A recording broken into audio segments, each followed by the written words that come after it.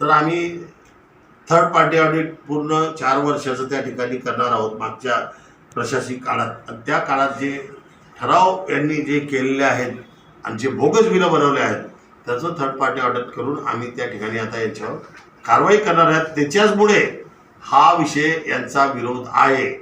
मी गॅरंटीने सांगतो की जोपर्यंत आमच्या बंगाळीताई आहे तोपर्यंत तिच्या पाठीशी आम्ही खंबीरपणे उभा आहोत आणि त्यांना कोणी दबावात आणण्याचा प्रयत्न करेल, अंगावर जाईल तर आम्ही त्याला सोडणार नाही.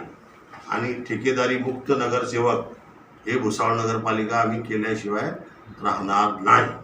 कोणी किती बी दबाव आणला तर त्याला आम्ही बळी पडणार नाही.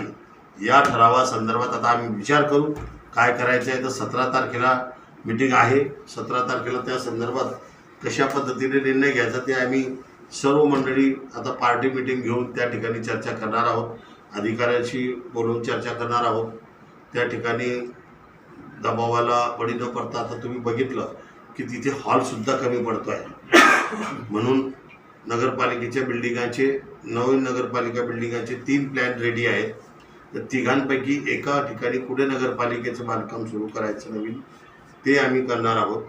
या 341 विषयांमध्ये भरपूरसे विषय महत्त्वाचे आहेत की जे भुसावळ शहराच्या विकासाचे आहे आणि त्या विकासाच्या दृष्टिकोनातून हे विकासाला खीळ बसवण्याचा प्रयत्न जे भारतीय जनता पार्टीचे लोक करत आहेत यांचा आम्ही निषेध करतो, तीव्र निषेध करतो.